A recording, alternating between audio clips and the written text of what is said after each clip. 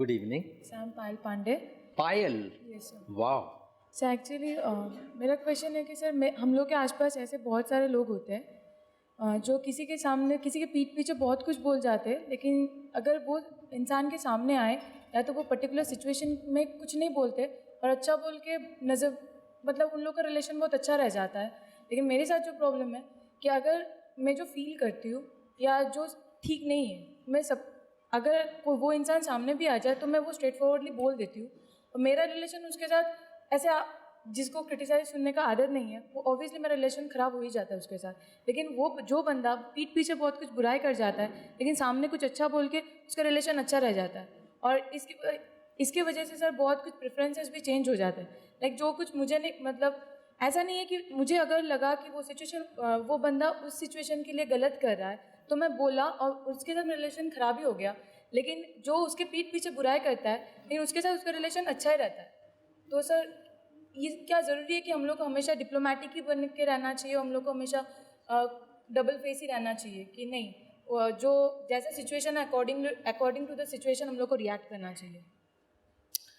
आपके क्वेश्चन, पायल जी, क्वेश्चन में से ना मुझे अब स्पेसिफिक एग्जांपल चाहिए। अब ये वेग हो गया, कोई कुछ करता है, कोई सामने बोल जाता है, कोई पीछे बोल जाता है, डबल फेस्ड, ये सारी बहुत सारे क्वेश्चन आपने उसमें कहे।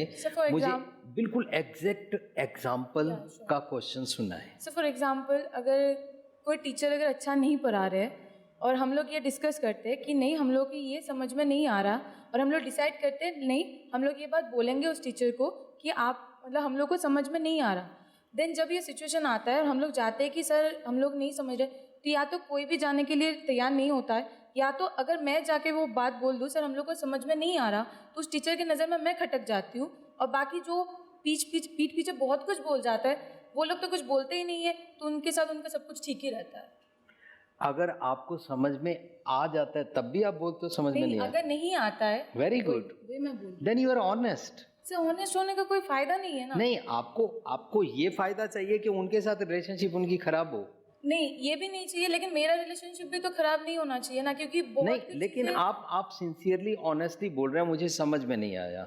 सर हर चीज़ में जैसे होता है कि मैं अगर वो चीज़ बोल देती हूँ सर मुझे समझ में नहीं आ रहा, हाँ, और जो उसके बाद उनके बारे में कुछ बोल रहे हो लेकिन उनके सामने कुछ नहीं बोलता, नहीं सर मैंने तो ऐसा कुछ नहीं कहा, आप तो बहुत अच्छे पढ़ाते हो, हमको समझ में आ जाता है, मैं बोलूँ जबकि वो पीठ पीछे बहुत कुछ बोल जाते हैं। आपको इस बात की वरी क्यों है कि वो उनके बारे में पीठ के पीछे बहुत कुछ बोल जाते हैं? मैं बोलना चाह रही हूँ कि वो दो इंसान एक सामने बोल रहा है तो वो खराब हो जा रहा है, लेकिन जब प्रॉब्लम जेन्युइन हो और लेकिन जो पीठ पीछे बहुत कुछ बोल के और एक सामने कुछ और कुछ प्रिटेंड कर रहा हो तो वो हमेशा अच्छे रहते हैं। आप उनके अच्छे होने की बात को भूल जाओ ना। सर उनके अच्छे होने का अगर भूल जाओ तो मैं तो हमेशा बुरा ही बन जा रही हूँ सर। नहीं, तो मेरा फायदा क्या है? अगर वो उनसे भी बुरे बन जाए then you are fine. No, कभी नहीं, मैं अपना सोच रही हूँ बस। तो फिर अपना तो मैं वही बोलूँ कि पहले उनसे उनकी क्या रिलेशनशिप है, वो उनको अच्छा समझते हैं कि नहीं, हाँ, है ना?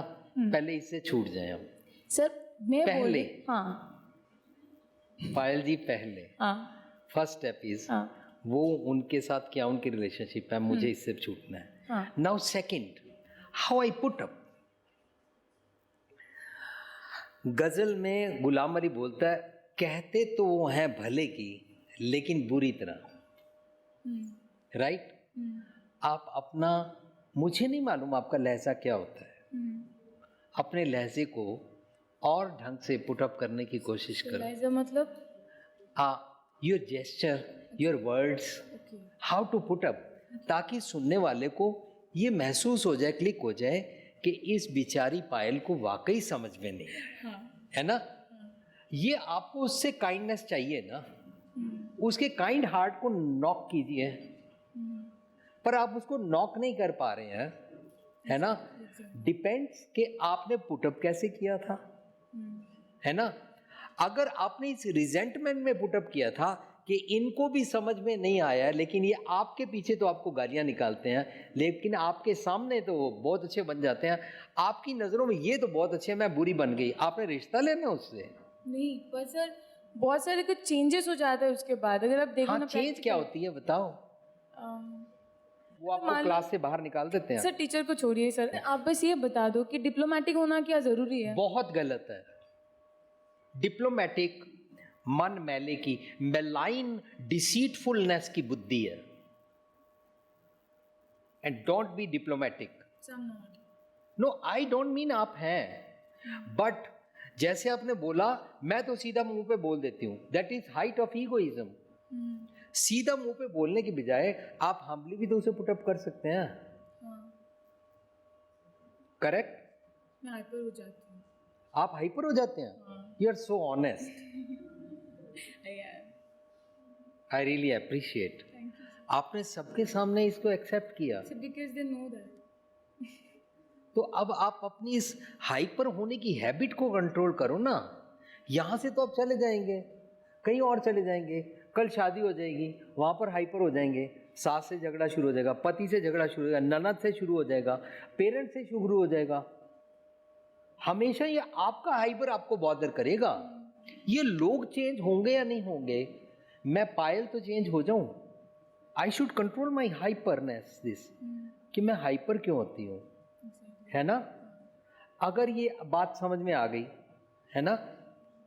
फॉर एग्जाम्पल, आपके साथ एक बहुत प्राइवेट बात शेयर करता हूँ. मेरी शादी के बाद मेरी पत्नी मुझे बोलती है, मैंने उसको बोला आप नाराज़ नज़र आ रहे हैं, सुबह से मैं देख रहा हूँ आप नाराज़ नज़र आ रहे हैं. तो उसने कहा नहीं कोई बात नहीं, टाल गई.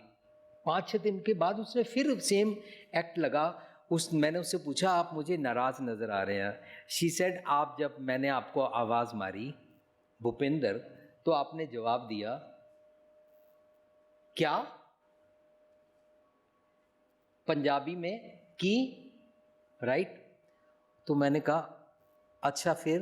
कहते मुझे ना ये की ऐसे जब आप पूछते हैं ना बुरा लगता है. मैंने ऐसे कभी की openly only this word in this rudeness कभी सुना नहीं है. अब मैं उसको चेंज करूं कि तेरे को सुनना पड़ेगा ऐसे, क्योंकि मैं हाइपर हो जाता हूं, क्योंकि मैं मर्द हूं. Rather since then I tried, मैंने कहा क्या कहा, की क्या, तुसी की कहना चाहते हो. Now I don't say single word की, right. She is fine. I think ये भी एक बात समझने वाली है, that how to put up, how to talk. Product में दम नहीं है, दम तो है हाउ यू पुट अप. लेकिन put up does not mean के ब्रांड नेम के कपड़े पहने हो, है ना. Put up does not mean के मैं कौन सी कार से उतरा हूं, मैंने कैसे अपने सोने के रंग वाली डब्बी में से अपना बिजनेस कार्ड निकाल के रखा है. That is not put up. मैं कैसे कौन सी परफ्यूम लगा के आया हूं, मैं कैसे अपनी प्रोडक्ट को पैकेजिंग के साथ दिखाता हूं, this is not put up. My gesture is इंसानियत, राइट. दैट डिपेंड्स, है ना. आपका इमोशनल कोशेंट क्या है. इमोशनल कोशेंट में अगर हाइपर हो गए तो लूज कर जाएंगे ना. ये तो रिलेशनशिप में सब जगह चाहिए, है ना. अगर मैं अपना एटीट्यूड ठीक करना चाहता हूं, तो एक बॉस था, उसने किसी से पूछा कि मेरे ऑफिस में मैं अपने क्यूबिक में से निकलता हूं और ऐसे चुप करके मैं कॉरिडोर में से निकल, सब डर जाते हैं, सारे अपने अपने सिर झुका के काम कर लेते हैं, सारे मेरे को देखते हैं, ऐसे ऐसे मुंह बना रहता है. उसको किसी ने कहा आप ऐसे कीजिए, आप 1 महीना ना ऐसे स्माइल पास करके निकलिए सबकी तरफ से, और उसके बाद देखिए क्या होता है. 1 महीने के बाद उन्होंने उससे पूछा कैसा लग रहा है, कहता अच्छा लग रहा है. आप फिर इसको 6 महीने प्रैक्टिस कर लो. 6 महीने के बाद उसको बोला अब छोड़ दो ये आदत. कहता नहीं ये तो बहुत फायदा हो गया, सारे मेरे को स्माइल करके पास करते हैं, ग्रीट करते हैं. Now I like it. Try your habit. ये भी एक एटीट्यूड की प्रॉब्लम है ना, है ना. एटीट्यूड की प्रॉब्लम बहुत बॉदर करती है. आलू की भिंडी से बात सुनी हुई है. भिंडी को आलू ने बोला मेरे साथ खेलेगी, मेरे साथ रहेगी. एटीट्यूड प्रॉब्लम थी, इसलिए भिंडी के साथ सिर्फ सारी दुनिया में प्याज ही रहता है बस. आलू के साथ गोभी बनती है, आलू के साथ मेथी बनती है, आलू के परांठे बनते हैं, आलू के साथ ये रहता है, आलू के साथ सांभर बनती है, आलू के साथ ये बनता है. आलू कितनों के साथ रहता है. एटीट्यूड प्रॉब्लम हो जाए ना तो भिंडी की तरह अकेले रह जाते हैं. Be careful. So Payal ji, thanks for sharing. Thank you so much sir. Welcome.